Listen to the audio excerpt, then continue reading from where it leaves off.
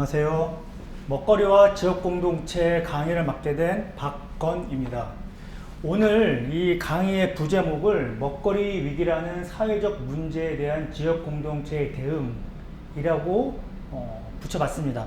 그 이유는 이 강의에서는 주로 먹거리 위기라는 사회적 문제에 대하여 개인적으로 어떻게 대응할 것인가의 문제가 아니라 사회적인 대응이 요구되는 그런 상황 속에서 내가 발딛고 있는 지역 공동체에서는 어떻게 이에 대응할 것인가라고 하는 점에 대해서 주로 이야기하려고 하기 때문입니다. 현재 인하대학교 의과연구소의 선임연구원을 재직 중에 있고요.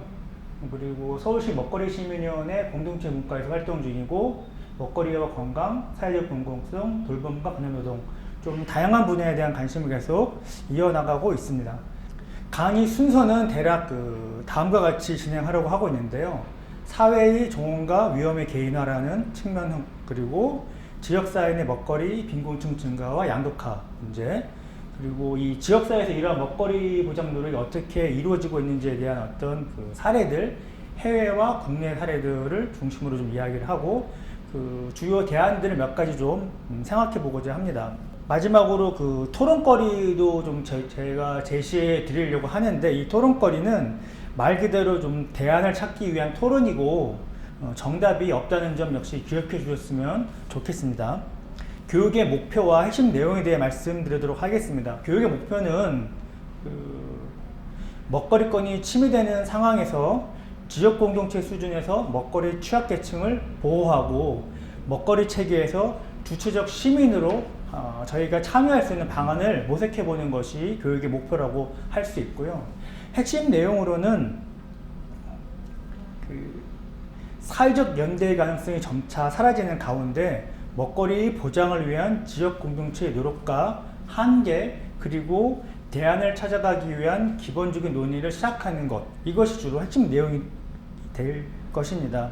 그래서 이 강의에서는 구체적인 어떤 정책 몇 가지를 짜잔하고 제시하는 것이 목표가 아니라, 이 먹거리 보장을 위한 지역 공동체의 어떤 노력이나 한계, 대안을 만들기 위한 논의들을 좀 풍부히 하고 시작하는 것, 그것을 좀 제가 핵심 내용으로 해서 강의를 진행하도록 하겠습니다. 이제 본격적으로 강의를 시작하면 먼저 사회의 종언과 위험의 개인화라는 측면에 대해서 좀 말씀을 드리도록 할 텐데, 아마 그동안 수도 없이 많이 들어본 말일 겁니다. 사회의 종언, 위험의 개인화, 혹은 신자유주의 체계.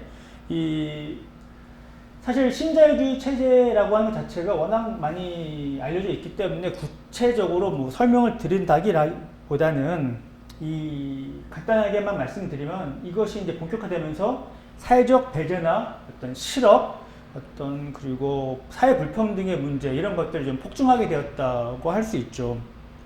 동시에 저희가 보통 이야기하는 사회복지국가에 대한 어떤 사회적 논의나 담론도 사라지고 있거나 좀 실종되는 그러한 모습에 이제 있고요. 방금 말씀드린 것처럼 이런 사회적 문제와 사회적 위험에 대해서도 개인적으로 대응하는 것이 당연한 것 같은 어떤 그런 것으로 여겨지게 되면서 사회적 연대감조차도 이제 상실되는 그런 상황이 있다고 할 수 있습니다. 그래서 실제 어떤 최근의 여론조사를 보면 노후나 사회복지가 국가의 책임보다는 개인의 책임이다라고 하는 그런 의견들이 40대 이상에서보다 청년층에서 국가의 책임이 아니라 개인의 책임이다, 그런 것들이 강조하는 경향이 좀 더 강해졌다고 합니다. 실제 이런 모든 것들은 현재 우리 사회가 어디에 있는지 좀 보여주고 있는 그러한 현실이라고 할 수도 있고요. 사회적 문제나 사회적 위험이 점차 커지고 있지만, 실제 일일 사회적으로 해결할 수 있는 어떤 사회적 역량, 이것을 만약에 공공성이라고 저희가 부를 수 있다면, 이것의 힘은 점차 줄어드는 상황이라고 할 수 있고요. 이러한 사회적 위기로 보통 많은 분들이 요즘에는 기후위기를 생각하고 있지만, 먹거리 위기 또한 마찬가지라고 할 수 있습니다. 그래서 개인들은 각자 도생의 방법들을 찾아볼 수밖에 없고, 실제 각자 도생하는 것이 요즘에는 거의 국가대표 룰처럼 이렇게 되어 있는 것 같기도 해요. 그래서 요즘엔 별로 많이 사용하고 있지 않지만 헬조선이란 말도 많이 사용하고 있죠. 그래서 이게 한국만의 문제가 아니라 전 지구적인 문제다라고 해서 제가 한 번 그런 표현을 쓴 걸 봤습니다. 헬지구. 그래서 실제 이 자체가 전체적으로 한국만의 문제가 아니라 전 세계적인 문제다라고 하는 인식들도 어느 정도 있는 것 같고요. 그래서 이런 상황 속에서 실제 그 미래에 대한 어떤 기대 보다는 현재에 대해 좀 더 집중하게 되고, 특히 청년층의 경우에는 좀 더 그런 경향이 좀 짙다고 할 수 있습니다. 그래서 개별 어떤 가족의 도움 혹은 개인의 자기 개발을 통해서 이러한 상황을 돌파하고자 합니다. 그래서 가족이 중요한 어떤 사회적 자본의 하나로 등장하기도 하고 있죠. 어쨌든 이 점차 개인의 책임을 강조하는 사회적 분위기가 이제 강하게 나타나고 있습니다. 그렇다면 이제 사회가 이제 왜 만들어졌는지에 대해서 좀 한번 고려해 볼 필요가 있는데요. 저희가 어떤 이론적인 고려도 없이 생각해 보면 조그마한 집단이나 그 마을이 만들어지게 된 건 외부의 위험 혹은 자신이 통제할 수 없는 어떤 위험, 자연재해나 육식동물로부터의 보호 등등의 이유로부터 만들어지기 시작했을 겁니다. 개인의 힘으로는 극복할 수도 없는 위험에 대해서 공동으로 대응하자라고 하는 목표로 만들어졌다고 할 수 있는데, 사회적 연대라고 하는 것도 이와 비슷하게 생각해 볼 수 있습니다. 오늘날 코로나19 상황에서 우리가 한국의 가장 좋은 제도 중 하나라고 말하고 있는 전국민 건강보험 역시 사회적 연대의 한 측면을 갖고 있습니다. 나이가 많다고 해서 병력이 있다고 해서 기저질환이 있다고 해서 건강보험에 가입 못하진 않죠. 누구나 가입될 수 있고 각자 자신의 경제적 사정이 맞는 보험료를 내면서도 동등한 보장을 받습니다. 그래서 건강의 위험에 대해 사회적 연대라는 개념으로 대응하지 않는다면 어떻게 대응하게 될지, 그럼 개인적으로 그 문제에 대해 대응하게 된다면 경제적 사정, 건강 상태 등에 따라서 개별적으로 민간 의료보험에 가입하는 것으로 대응하게 될 것입니다. 보험료를 많이 낸 사람은 많은 혜택을 받을 것이고, 보험료를 내지 못하거나 적게 내는 사람은 그에 따른 대우를 이렇게 받게 되겠죠.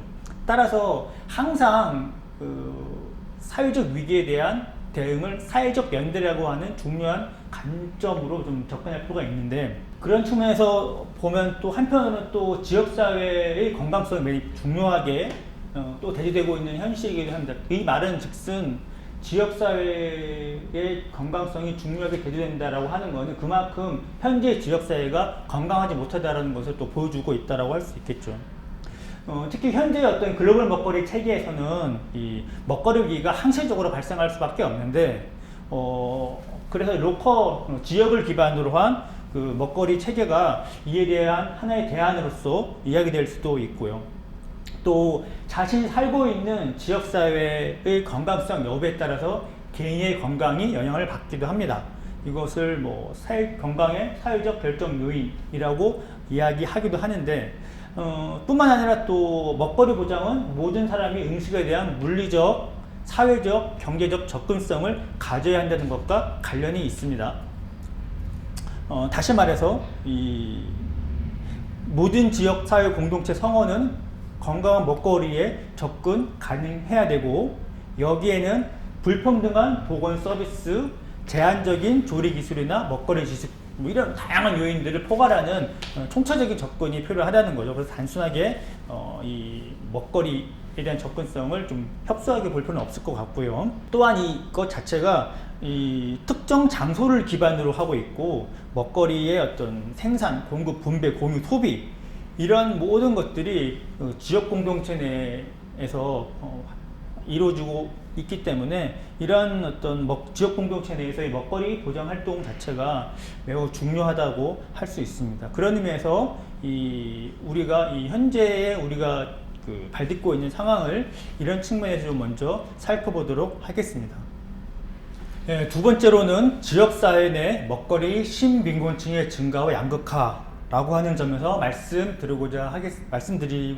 말씀드리겠습니다. 먹거리 신빈곤층에 대해 이야기하기 전에 지역사회에서의 먹거리 문제를 먼저 이야기하도록 하겠습니다.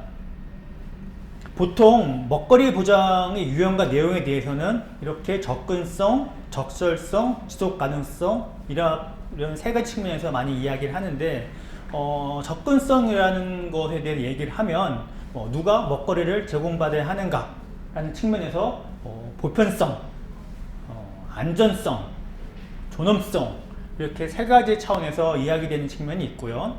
그리고 먹거리 적절성에 대해 이야기하면 이것은 어느 수준에서 먹거리를 우리가 제공해야 하는가, 마찬가지로 이 적정성, 안정성, 선택 가능성 이 세 가지 측면에서 또 이야기되기도 합니다.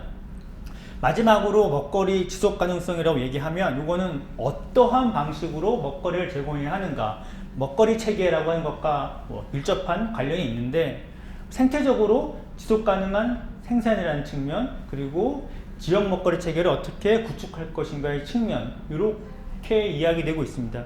이 세 가지 접근 모두 지역사회 수준에서 보장이 되어야 되는 것은 공통적인 부분들이고요. 다만 앞장에서 제가 잠깐 말씀드렸듯이 그 먹거리 보장은 이런 먹거리 보장이라고 하는 것은 먹거리를 넘어서 보건 서비스의 문제들, 먹거리 지식의 문제들, 조리기술 문제들 이런 모든 것들을 좀 포괄하는 다소 광범위한 개념에서도 지역사회 먹거리 개념을 우리가 이야기할 수 있을 것입니다. 다음으로 이야기되어야 되는 점은 공동체 먹거리 보장 담론입니다. 공동체 먹거리 보장 담론이라고 하는 것은 기존의 먹거리 담론에 대해 비판적으로 접근해 왔던 두 가지 담론, 즉 권리 담론과 빈곤 퇴치 담론을 비판적으로 계승한 담론이라고 할 수 있는데요. 예를 들어서 이 권리를 강조한 권리 담론, 그리고 먹거리 빈곤을 지방정부와 국가 차원의 의제로 상승시킨 먹거리 빈곤 퇴치 담론, 이 두 가지 측면에서는 다소 구조적 문제에 대한 것들을 좀 간과된 측면들이 있어서 그것들을 보완하고 지속 가능성과 공동체 개념을 이렇게 도입하여 새롭게 만든 개념이라고 할 수 있는데요. 요것의 핵심적인 내용은 생태적, 사회적으로 지속 가능한 푸드 시스템을 구축하고 민주적 의사결정을 통해 누구에게나 공정한 먹거리 접근을 사회적으로 보장하는 것이라고 할 수 있습니다. 여기서 우리가 좀 놓치지 않아야 할 지점들은 민주적 의사결정이라고 하는 측면입니다. 민주적 의사결정이라고 하면 각 이해 당사자 모두가 의사결정 과정에서 소외되지 않고 참여를 보장해야 한다는 것을 의미합니다. 여기서 먹거리 정책의 이해 당사자는 먹거리 취약계층에 한정되진 않습니다. 지역 공동체 내의 모든 사람이 먹거리 정책의 이해 당사자이고, 따라서 지역 공동체에 속한 성원이라고 한다면 이 먹거리 관련된 의사결정에 모두 참여할 수 있어야 된다는 것을 의미하는 것이죠. 그래서 실제 이 민주적 의사결정이라는 것이 매우 중요한 화두로서 등장되어야 한다고 저는 생각하고 있고요. 이어서 이제 먹거리 공동체에 대해서 한번 저희가 간단하게 살펴보도록 하겠습니다. 먹거리 공동체라고 하는 것 자체에 대해서 다양한 의견이 있을 것입니다. 그래서 실제 이거는 제가 이후에 말씀드릴 토론거리의 하나로서 말씀드릴 수 있을 것 같고요. 아마 거기에서 또 다양한 의견들과 논의들이 또 있겠죠. 먹거리 공동체가 무엇인가. 여기서는 간단하게 먹거리 공동체에 대해서 이야기 말씀드리면, 보통 영어로는 푸드 커뮤니티라고 이렇게 이야기하고 있죠. 슬로푸드 국제 네트워크인 테라마들의 홈페이지에는 여기서는 이 먹거리 공동체, 푸드 커뮤니티를 다음과 같이 간단하게 정리하고 있습니다. 지역 푸드 시스템 내에서 적극적 역할을 수행하는 사람들의 모임, 그렇게 정의하고 있죠. 그리고 여기에서는 자연재해에 해를 가하는 지각적 농업과 소규모 생산에 위협을 가하고 표준화된 입맛을 목적으로 하는 푸드산업과 분배 모델에 의해서 발생하는 문제들을 공유하고 있는 사람들의 모임이다. 뭐 이 정도로 요약할 수 있을 것 같습니다. 여기서 살펴보면 지역 먹거리 체계, 뭐 대단히 광범위한 먹거리 체계일 수 있는데요. 그래서 적극적인 역할을 수행하는 사람들의 모임이라고 해서 매우 그 역할이라고 하는 측면들을 강조하고 있고 또 매우 광범위한 범위의 개념이라고 할 수 있습니다. 그렇다면 이를 좀 더 구체화시켜서 말씀드리면 어떨까요? 즉 지역사회 먹거리 공동체를 너무나도 광범위한 개념으로 묶거나 혹은 묶지 말고 간단하게 지역사회 먹거리 공동체를 지역사회 내 구성원들에게 먹거리 정책이 실행되는 특정한 장소, 이렇게 지역성이라는 형식을 좀 강조하면 어떨까 합니다. 어떤 사전에 미리 주어진 어떤 형식이나 내용이 존재하지 않는 거죠. 물론 이제 자유로운 그 안에서의 활동과 참여를 통해서, 구성원들의 참여를 통해서 점차 이런 형식도 만들어지고 내용도 채워질 수 있을 것입니다. 다만 그리고 또 이것이 또 확장할 수도 있을 것이고요. 다만 우리가 생각하는 이제 먹거리 공동체는 그 사회적 연대에 기반하여 다양한 그 이해관계와 요구들을 포용하는 민주적이며 다원적 원칙에 근거해서 먹거리 보장 프로그램들이 실행되는 그런 곳이라고만 정리할 수 있을 것 같습니다. 그래서 이런 생각 속에서 지역사회의 먹거리 빈곤층이 어떤 형식으로, 어떤 형태로 나타나고 있는지, 그리고 향후 이것을 어떻게 저희가 이 문제에 대해 접근할 수 있을 것인지에 대해서 좀 고민해 볼 수 있을 것 같고요. 그런 의미에서 가장 먼저 지역사회 먹거리 빈곤층의 어떤 양상들에 대해서 살펴보도록 하겠습니다. 실제 먼저 노인을 이야기할 수밖에 없는데 노인은 경제적으로도 빈곤한 것은 물론이고 또 먹거리 문제에서도 상당히 취약한 계층입니다. 최근에 1인 가구 증가가 청년층과 30대층이 증가하면서 노인의 1인 가구 비중이 사실 예전보다 좀 줄어들긴 했지만 여전히 1인 가구에서 노인들이 차지하는 비중은 이제 큰 편이고요. 또 방금 말씀드렸던 것처럼 사회경제적으로 좀 취약한 위치에 놓여 있는 것 또한 사실입니다. 그래서 그 한국복지패널 자료에 보면 식사배달 서비스 노인 가구 중 식품 부족이나 배고픔을 반영하는 어떤 식품 미보장 비율이 33%나 되고 있는 걸로 나타나고 있고, 또 노인의 어떤 49%는 영양관리 주의 개선이 요구되는 그런 상태. 당연하게도 저소득층, 고연령층, 독거노인의 경우에는 이런 어떤 측면에서 더욱더 많은 관심과 사회적인 어떤 배려가 필요하겠죠. 그래서 실제 이 영양 개선 노력이 필요하다 좀 볼 수 있고요. 또 노인은 이런 먹거리뿐만 아니라 건강의 문제, 사회적 고립의 문제, 여러 가지 측면에 많이 노출되어 있기 때문에 좀 먹거리를 중심으로 이런 다양한 측면들을 좀 다층적으로 고민하고 접근해 볼 필요가 있다라고 할 수 있습니다. 아동에 대해서도 살펴보도록 하겠습니다. 아동 역시 비슷하다고 할 수 있는데, 이 어렸을 때의 그 건강 상태가 나중에 그 성인기에서의 건강 상태에 크게 영향을 미치는 것처럼 어렸을 때 먹었던 음식들, 먹거리 패턴들, 영양 상태들, 이런 것들 자체가 성인기에서의 먹거리 패턴과 바로 이어지게 되기 때문에 사실은 이 어렸을 때의 먹거리라고 하는 것, 어렸을 때 먹거리 패턴이라고 하는 것 자체가 성인기의 먹거리 패턴들, 건강에 이런 것들에 크게 영향을 미치고 있는 것 또한 사실입니다. 간단하게만 살펴보면 사회경제적 수준이 낮은 가구의 초등학생 아침 식사 결식률이 높은 것으로 나타나고 있습니다. 그런데 이 한부모 가정 아동의 경우에는 이 아침 식사 결식률이 높은데 경제적 요인이 문제라기보다는 시간의 문제, 즉 밥이 준비 안 돼서 이 문제가 좀 더 크다는 거죠.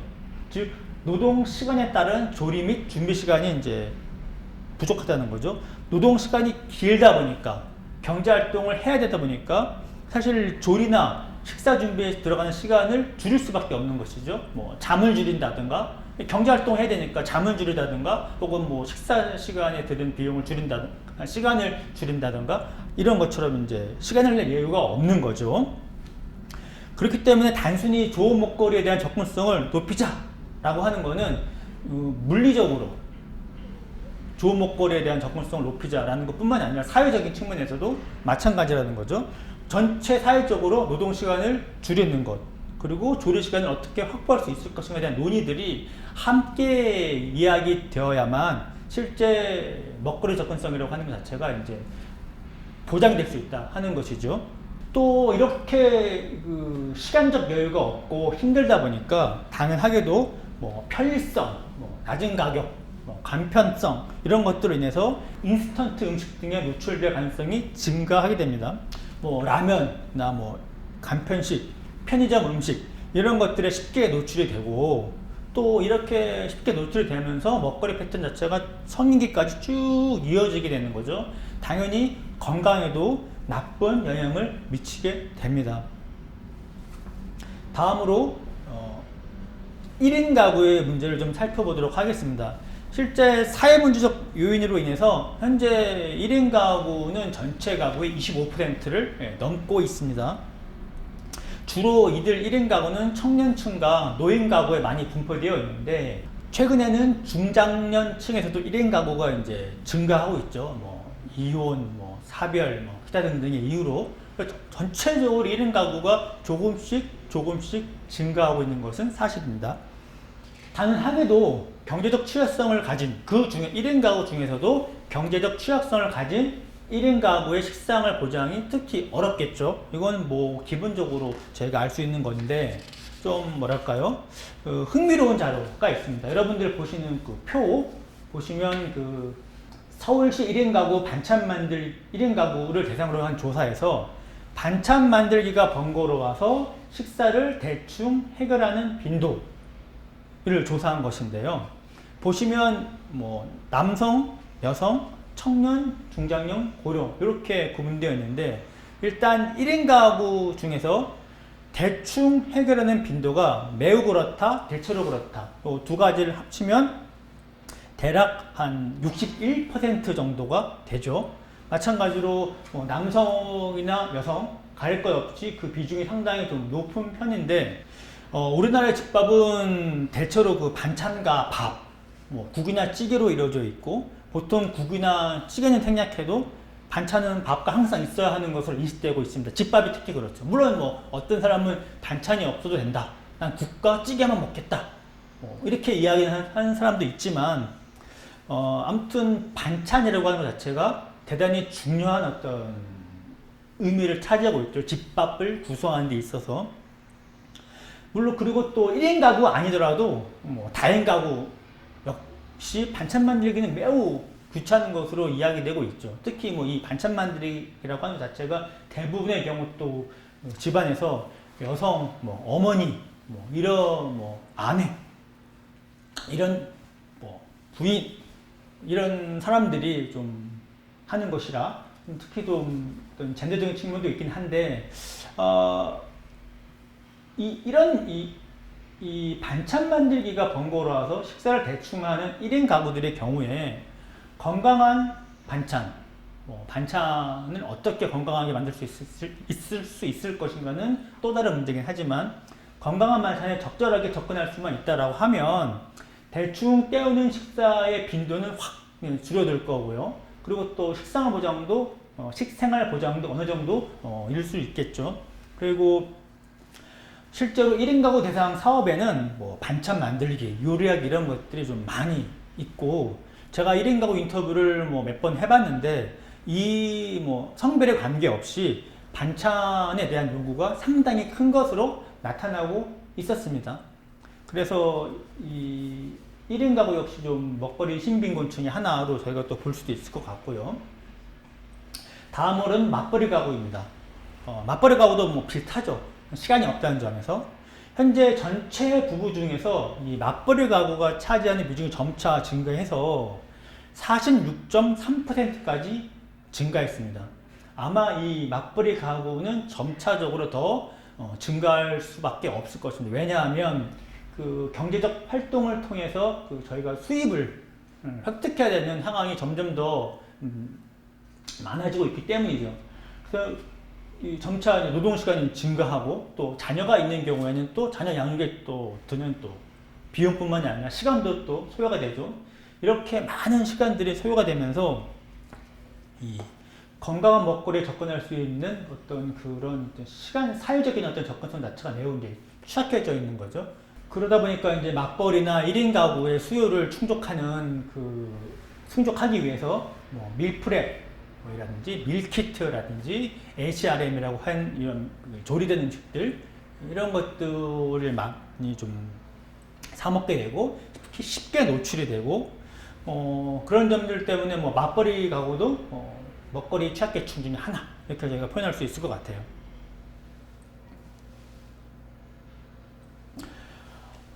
이런 결과 이른바 이제 집밥이 사라지고 초가공 식품이 점차 그 영향력을 넓히고 있습니다.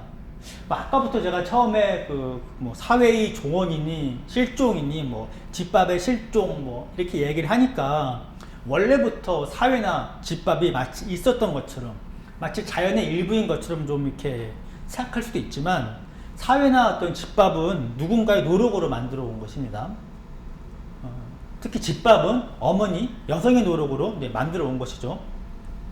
먹거리 문제에서 젠더 측면을 그래서 이야기해야만 하는데 이 부분은 아마도 다른 부분에서 이야기 되었을 거라고 생각이 들고요.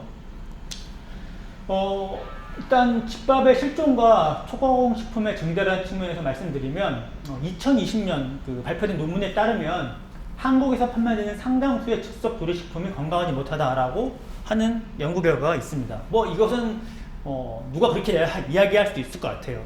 초가공 식품이 즉석 조리식품이 건강하지 못하다는 것을 꼭 논문의 연구 결과를 봐야 아냐 할 정도로 사실 이 초가공 식품의 섭취 자체가 매우 건강에 좋지 않다라고 하는 것은 거의 그 정설로 굳어져 있습니다. 그래서 초가공 식품의 섭취 자체가 사망률을 높이기도 한다는 그런 연구들도 많이 있고요. 뭐 그래서 이 초가공 식품 자체가 그 건강에 좋지 않고 뭐 나쁘다라고 하는 것은 우리가 다 알고 있지만 그럼에도 불구하고 이러한 초가공 식품이 증가하고 있는 것 또한 사실입니다. 그래서 뭐 저희가 단순하게 초가공 식품을 먹지 말자, 먹어서는 안 된다 이렇게 이야기하는 것만으로는 저희의 먹거리 패턴을 바꿀 수는 없는 거죠. 왜냐하면 초가공 식품을 먹을 수밖에 없는 사회적 환경에 놓여 있기 때문에 그러한 사회적 환경을 바꾸지 않는 한 초가공 식품을 먹지 말자라고 이야기하는 거는 그냥 공허한 이야기, 하나만한 이야기, 또 좋은 이야기 또 들었네 라는 수준을 벗어날 수가 없는 것이죠.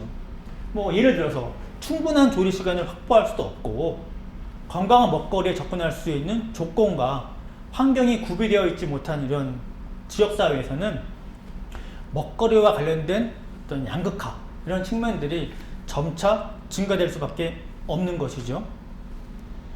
그래서 이러한 상황은 밥상의 어떤 양극화라고 하는 어떤 현상을 불러일으킵니다.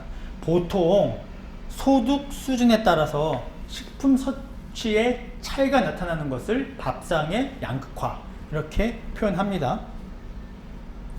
그러나 그 밥상의 양극화라고 하는 것은 소득 수준뿐 아니라 가구 형태라든지 관련 지식의 보유 유무라든지 시간 사용이 가능함 정도, 제가 아까 조리 시간 등등을 말씀드렸는데 그런 시간 사용이 가능함 정도, 거주 지역 등 다양한 요인에 따라서 결정되기 때문에 이러한 것들을 총체적으로 고려한 밥상의 양극화라고 하는 것들을 이제 발생하게 되고, 이러한 양극화는 당연하게도 건강 불평등으로 이어질 수밖에 없습니다. 현재의 그 코로나 상황은 이러한 것들을 더욱더 양극화시키기도 하는데요. 예를 들어서 복지시설의 급식소가 운영이 중단되면서 이에 따른 그 건강한 먹거리 접근이 완전히 제한되는 계층이 발생하게 되었죠.